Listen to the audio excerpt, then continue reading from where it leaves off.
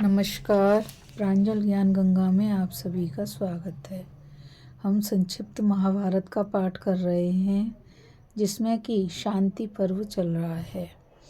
आगे हमने कथा में दान, यज्ञ और तप आदि शुभ कर्मों की उपयोगिता का वर्णन तथा सुखदेव जी के जन्म का वृतांत की कथा को पढ़ा था। अब हम आगे कथा में पिता की आज्ञा से सुखदेव जी का मिथिला में जाना और जनक के राजमहल में उनका सत्कार होने की कथा को पढ़ेंगे।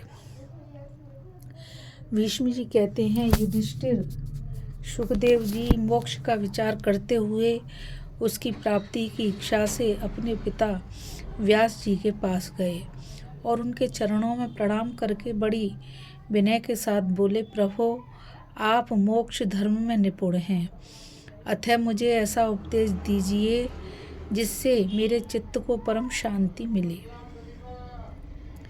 पुत्र की बात सुनकर महर्षि व्यास ने कहा, बेटा, तुम मोक्ष तथा अन्यान्य धर्मों का अध्ययन करो। पिता की आज्ञा से सुखदेव जी ने संपूर्ण योग और सांख्य शास्त्र का अध्ययन किया।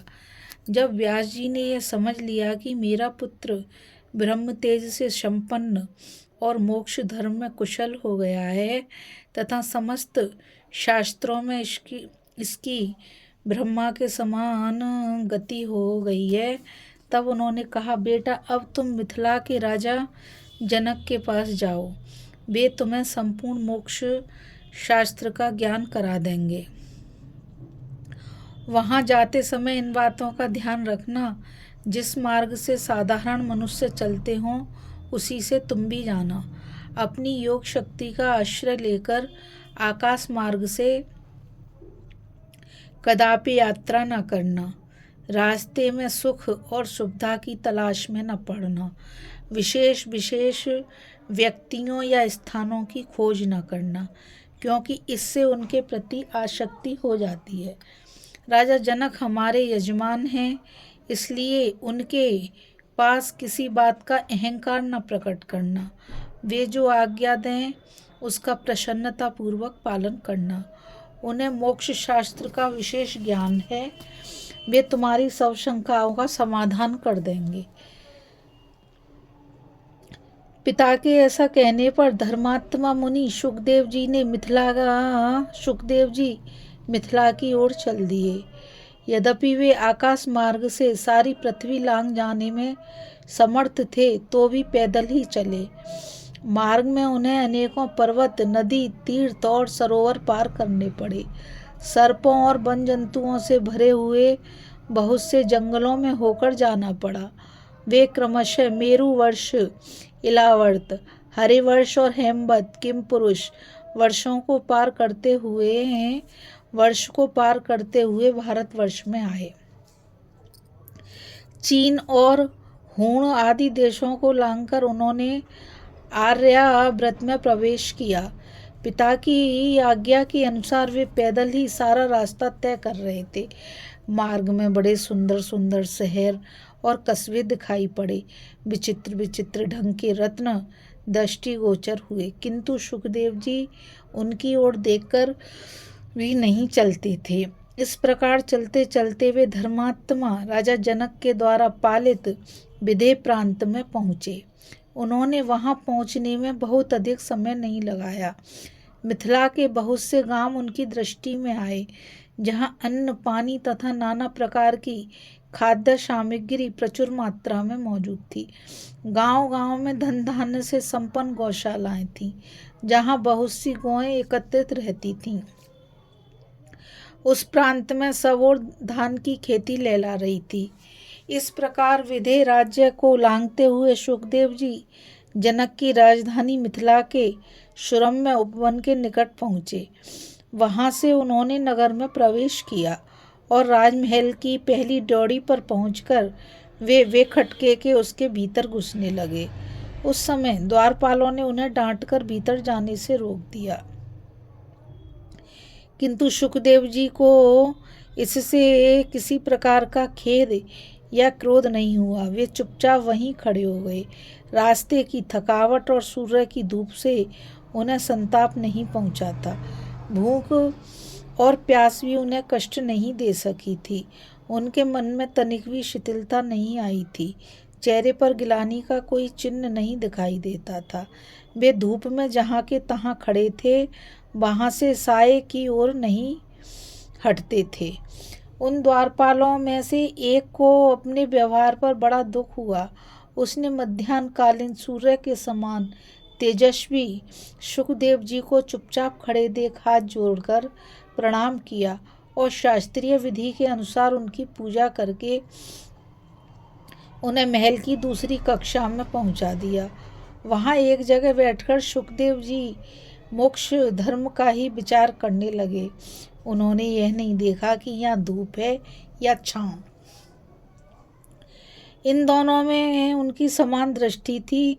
थोड़ी ही देर में राजमंत्री हाथ जोड़े हुए वहां पधारे और उन्हें अपने साथ राजमहल की तीसरी डौड़ी में ले गए। वहां अंतपुर से सटा हुआ एक बहुत सुंदर बगीचा था, जिसका नाम था प्रमदावन। मंत्री ने सुखदेव जी को वहीं पहुंचाकर उनको बैठने के लिए सुंदर आसन दिया और स्वयं वे प्रमदावन से बाहर निकल गए। मंत्री के जाते ही 50 बारंगनाएं दौड़कर सुखदेव जी की सेवा में उपस्थित हुईं। वे सब की सब बड़ी सुंदरी और नवयुवती थीं। उनकी वेशभूषा बड़ी ही मनोहारिणी थी।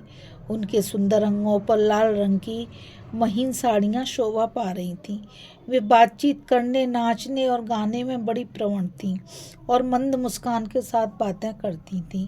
रूप में तो वे अप्सराओं को भी मात कर रही थीं। उन्होंने पादे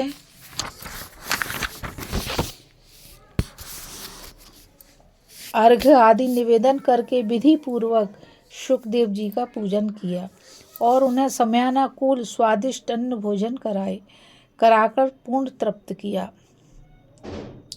भोजन के पश्चात बारंगनायों ने साथ लेकर प्रमदावन की सैर कराने और वहां की एक एक वस्तु को दिखाने लगी।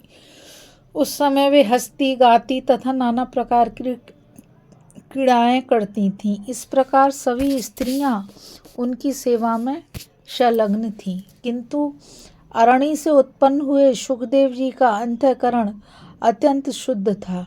वे इंद्रियों और क्रोध पर विजय पा चुके थे। उनके मन में किसी प्रकार का संदेह नहीं था और वे सदा अपने कर्तव्य का पालन किया करते थे। इसलिए उन स्त्रियों की सेवा से उन्हें न हर्ष होता था न क्रोध। तदंतर उस सुंदरी रमणियों ने देवताओं के बैठने योग्य एक दिव्य पलंग, जिसमें रत्न जड़े हुए थे तथा जिसके ऊपर बहुमूल्य बिछौने बिछे हुए थे, सुखदेव जी को सोने के लिए दिया। किंतु सुख ने पहले हाथ पैर धोकर संध्योपासना किया। उसके बाद पवित्र आसन पर बैठकर वे मोक्ष तत्व का ही विचार करते हुए ध्यानस्थ हो गए। रात्रि का प्रथम भाग जब तक बीत न गया, तब तक वे ध्यान में ही लगे रहे। फिर योग शास्त्र के नियमानुकूल रात्रि के मध्य भाग में नींद लेने लगे। पुनः जब ब्रह्म मुहूर्त हुआ तो वे उठ बैठे और शौचादि नित्य नियमों से निवृत्त होकर स्त्रियों से घिरे होने पर भी ध्यान मग्न हो गए। इस प्रकार व्यासनंदन ने दिन का शेष भाग और समूची रात उस राजभवन में रहकर व्यतीत की। इस कथा में बस इतना ही। अभी हम कथा में पिता की आज्ञा से सुखदेव जी का मिथिला में जाना और जनक के राजमहल में उनका सत्कार होने की कथा को पढ़ा था। अब हम कथा में आगे राजा जनक के द्वारा सुखदेव जी का पूजन तथा उनके प्रश्न का समाधान करने की कथा को पढ़ेंगे। इस कथा में बस इतना ही। मुझ गीता रावत को आज्ञा दीजिए। कल फिर मिलेंगे एक नई कथा के साथ। और मैं आप सभी से यही कहना चाहूँगी कि इस चैनल को ज़्यादा से ज़्यादा लाइक, शेयर और सब्सक्राइब कीजिए, ताकि यह अमूल्य ज्ञान अधिक से अधिक लोगों तक पहुँच सके। और कमेंट के द्वारा मुझे बताइए कि यह कथा आपको कैसी लगी। इस महाभारत में अनेकों वीडियो पढ़ चुकी हैं, अनेकों कथाएं हैं। आप आगे की कथाओं को भी सुनिए ताकि यह पूरी कथा आपकी समझ में आ सके। राधे राधे, जय श्री कृष्णा, नमस्कार।